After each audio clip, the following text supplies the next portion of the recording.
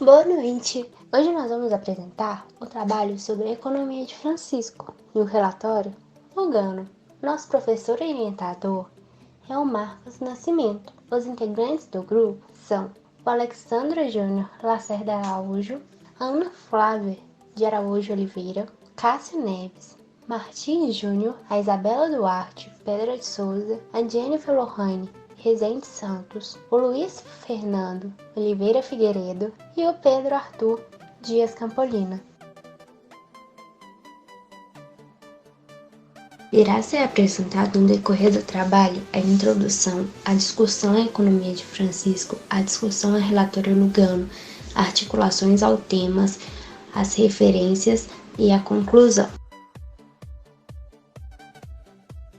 Introdução ao tema. A revista Economia com Alma abrange diversos tópicos sobre a economia, apresentando como primeira opinião a fala de Dom Valmor de Azevedo, que expõe a seguinte frase: substituir o exagerado consumo egoísta por atitudes mais solidárias constitui novidade que o mundo contemporâneo necessita para tornar-se melhor. Em especial, é apresentada a economia para o bem comum, onde mostra o fato de que em tempos de coronavírus, especialistas refletem sobre a necessidade de mudanças de modelos excludentes, como preconiza o Papa Francisco. Na economia de Francisco, ele convocou um encontro com o objetivo de repensar, debater e buscar novos rumos para a economia mundial. No livro, o relatório Lugano, a ficção prevê a eliminação de 1/3 da população mundial como forma de salvar o sistema capitalista de um colapso no futuro.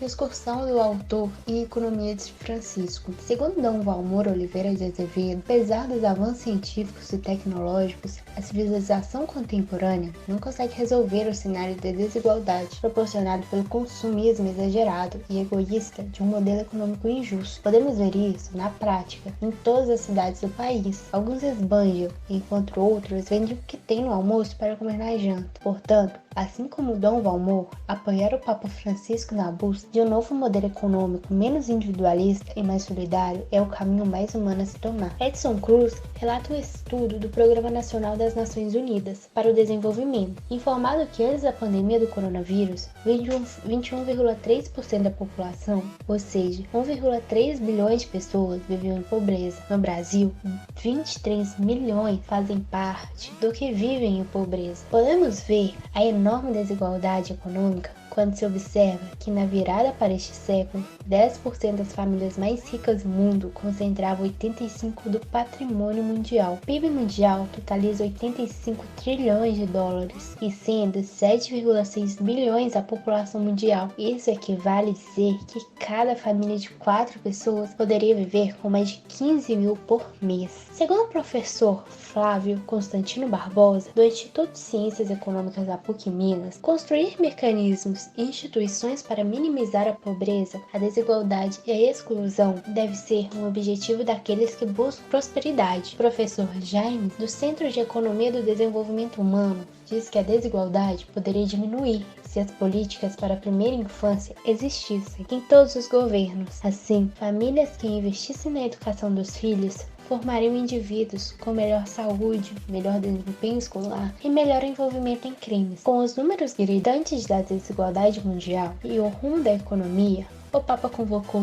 atrás de uma carta publicada em 2019, encontro com os objetivos de repensar e buscar novos rumos para a economia mundial com os jovens. Dá uma alma à economia do amanhã. A economia de Francisco busca o solidarismo entre todas as pessoas e seres da Terra. A PUC faz parte do Pacto Educativo Global, descrito em outra parte da carta, que visa mudanças nos currículos do curso de economia de todos os cursos, buscando mudanças também na educação de base e valorizando os professores e alunos que podem redescobrir o bem comum, a valorização, saberes tradicionais e comunitários, e aprendem sobre os nossos direitos e deveres, sobre a ética da responsabilidade e da reciprocidade. Assim, aprenderiam desde a infância a buscar por igualdade e inclusão. Seria o primeiro passo da economia de Francisco. Um exemplo da economia solidária, sustentável, é a que surgiu com o professor Wander Luiz Aguiar, do Instituto de Ciências Econômicas e Gerenciais da PUC Minas. Entre 2016 e 2017, sua empresa fornecia alimentos sem agrotóxicos e gerava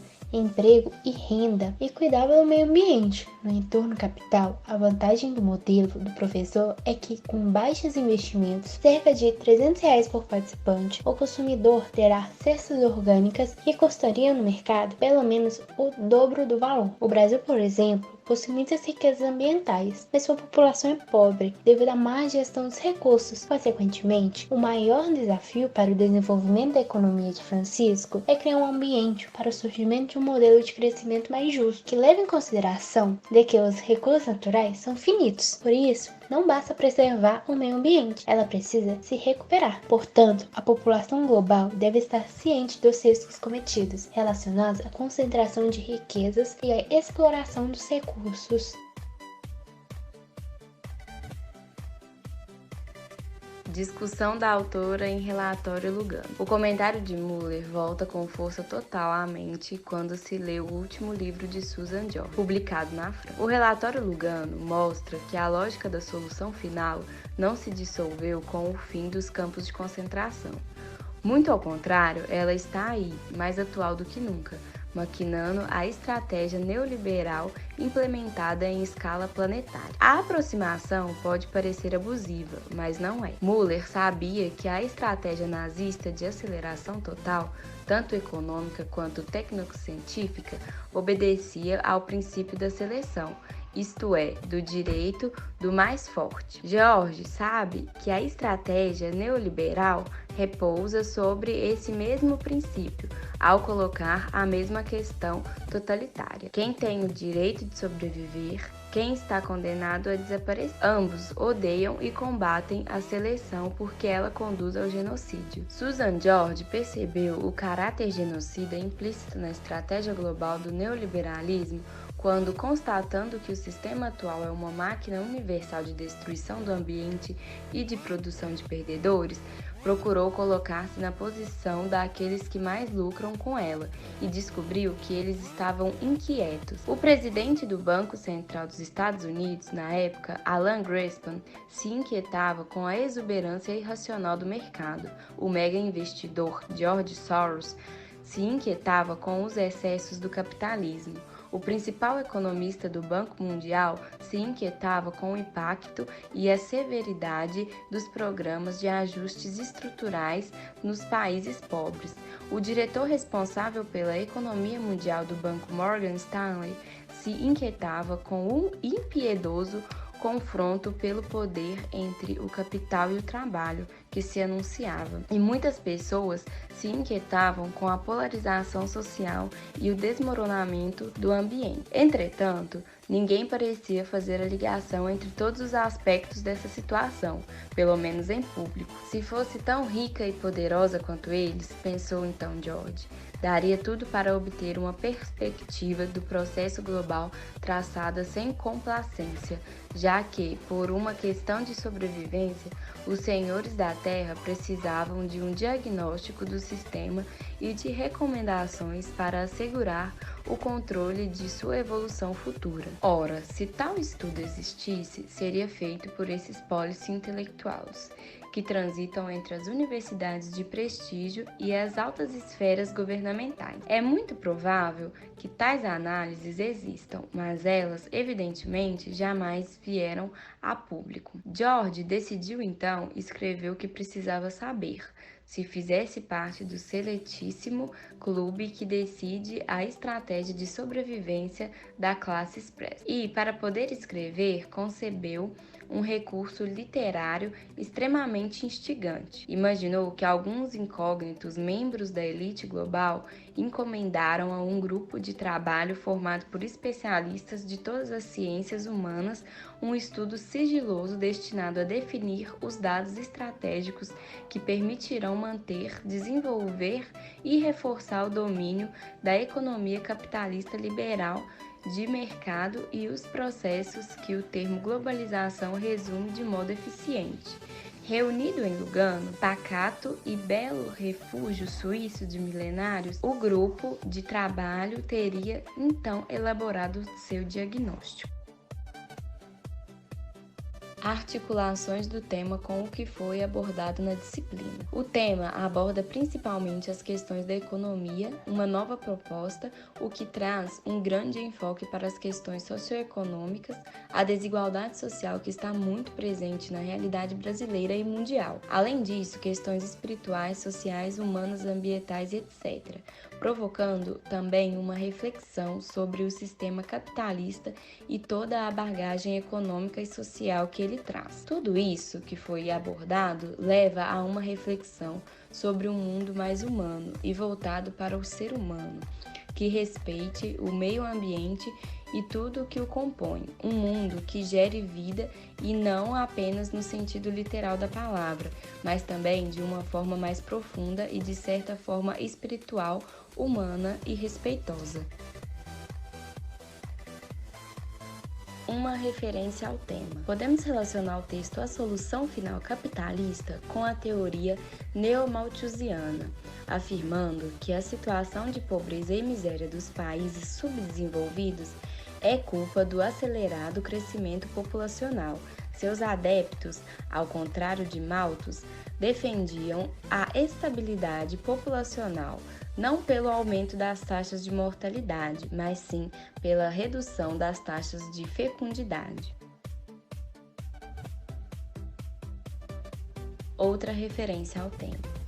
Trata-se de um encontro mundial pela economia de Francisco, em referência ao pobrezinho de Assis, que no século XIII deixou a fortuna para abraçar a igualdade e a natureza, a fim de que a economia de hoje e de amanhã seja mais justa, fraterna, sustentável e com um novo protagonismo de quem hoje é excluído. É nesse sulco que se propõe construir novos caminhos, uma nova economia à medida do homem e para o homem, socialmente justa, economicamente viável, ambientalmente sustentável e eticamente responsável. Em seguida, para complementar ainda mais nosso conteúdo, vamos apresentar um trecho do editorial A Economia de Francisco, Construir Novos Caminhos, Vatican News. O Papa Francisco convida a Assis os jovens empreendedores economistas para fazer um pacto, no espírito de São Francisco, a fim de que a economia de hoje e de amanhã seja mais justa, fraterna, sustentável e com um novo protagonismo de quem hoje é excluído.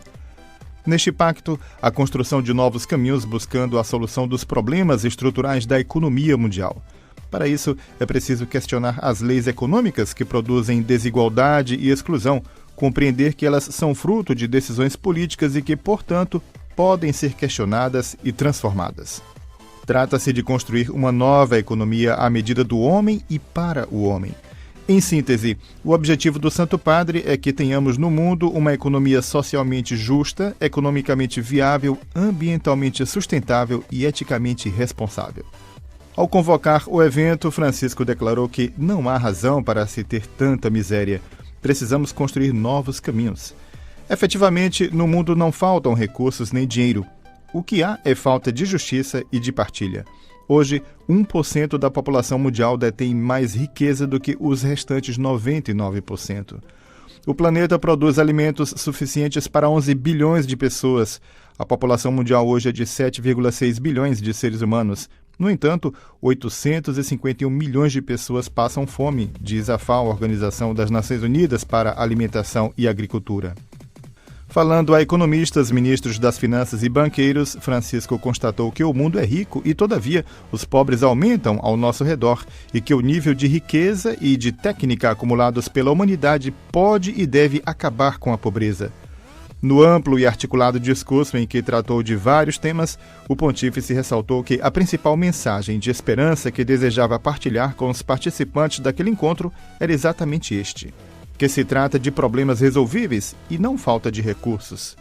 Um mundo rico e uma economia vibrante podem e devem acabar com a pobreza, afirmou categoricamente. E ao final da nossa apresentação, sugerimos que ouçam o editorial completo sobre a economia de Francisco, Construir Novos Caminhos.